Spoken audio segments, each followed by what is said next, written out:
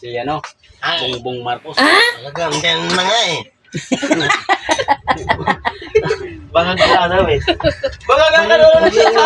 Oo nga, tabingi nga nga. Yung mag-utal-utal pa, no? Oh, yan. Isa pa yun. Ang pag nagagano'n mo na, Sabay kami. Sinatanim pa lang nag-aani na kami. kakalaan mo?